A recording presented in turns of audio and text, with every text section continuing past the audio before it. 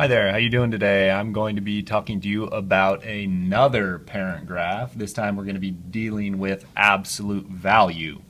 Here is the mother function. It is y equals the absolute value of x. If we were to create an xy chart for that to see what this kind of graph looks like, we can definitely do that. Our standard values should give us a pretty good idea of what's going on there.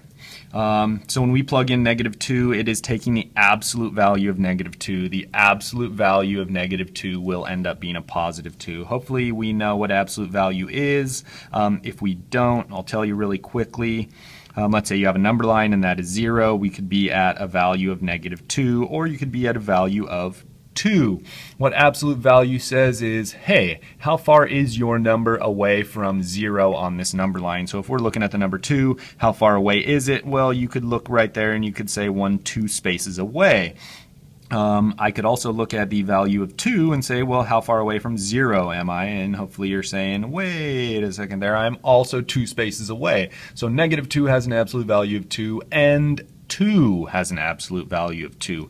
It is a distance, and distance is always represented as a positive number. It is the number of spaces away, regardless of the direction that you are coming in. -1, the absolute value of -1 is 1. You are 1 space away from 0 on the number line, and 1 also has an absolute value of 1. You are 1 space away on that number line there. 0 has an absolute value of 0, so if we were to take a look at our graph, we could plot these points. Let's give us a nice cool shape. Don't get it confused with a parabola. There's 0, 0, 1, 1, -1, 1, 2, 2, -2, 2, 3, 3, -3, 3, and on and on and on and on and on. What our graph looks like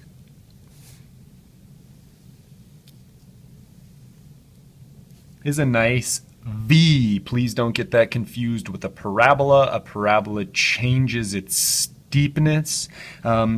Here you're really wanting to be thinking about two different line segments right here, and lines have constant slope. They continue on at the same rate of change until infinity in that direction. And this one, I mean, it doesn't continue on here, but then it shoots up in that direction. So that is absolute value right there. What I do is when I'm looking at this, I see these two little absolute value bars right there, and they remind me of a couple little sticks. So I have these two absolute value bars, and I think of them as always coming together and creating that V, or they could come together and create the V that way. So the graphing form of this, y equals a, absolute value of x minus h plus k. Just like a lot of our other parent graphs that we have been dealing with, you can say the same thing and go opposite, same. That will give you your center point right there, the point where it changes direction. Take a look at our A value. A value is out front, and A is a slope. Don't necessarily pay attention so much to the sign of your A value when you're thinking about the slope, because as you can see from our original graph, we have a positive slope on this segment and a negative slope on this segment. So A isn't going to tell us the direction of these lines. Understand the general form that one shoots in both directions, or each segment shoots in either direction. A, though, will tell us some stuff. If A is positive, our graph will be opening up and our V looks like that. If A is negative, it will be the other direction and it will be opening down. So we can take these ideas and we can get a graph, we can get a starting point, and then we can apply a slope, which is a rise over a run. Hopefully you see that that is a line, and the line will be staying constant over its growth. We'll take a look first of all at y equals 2 times the absolute value of x plus 1 minus 3. So we can say opposite same, opposite same, opposite same, -1, -3. A here is positive, so I know that my graph will be opening up. And if I look at that A value, it's 2 over 1. And you know what? Well, one will have a positive slope and the other will have a negative slope. So really you're going to have two different slopes. You could say positive and negative 2 over 1. The top is the rise. The bottom is your run. So let's draw our axes. Then we can talk about domain and range, and if it's a function and asymptotes and all those good fun things. Opposite same, so -1, -3. My graph opens up. So here on this side, I'm going to have a slope of up 2 over 1, up 2 over 1, up 2, 1, 2, 1, 2, 1, 2, 1, and I can do that to infinity because we're not on an interval here. Now we're going to have a negative slope coming in this direction. Now it is -2 over 1. 2, 1, 2, 1, 2, 1, 2, 1. There you go. We can draw our straight lines there. There's the shape of your graph. Now we can do domain and range. As I'm sliding across x values for my domain, am I hitting it? Yes, yes, yes, yes, yes. Am I hitting it over here? Yes. And if I keep on sliding out there, I'm going to run out of room. But yes, I will always hit it. Domain, all real numbers. Range. Well, as you slide from the bottom up, where do you first encounter your graph? We first encounter the graph here, y value, -3. And it continues on to infinity. Use parentheses for that. Is it a function? Yes, it passes our vertical line test. A vertical line only hits once everywhere. Asymptotes? No.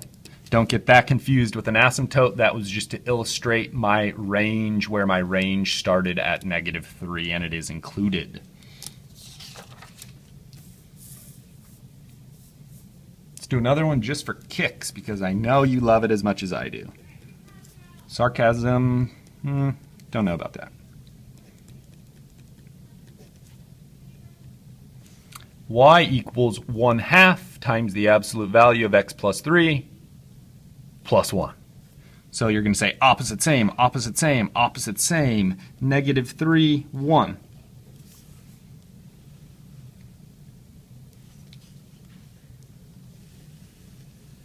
This time we have a negative a value. So a is negative, which means I'm going to be opening down this time. Your slope will be 1/2.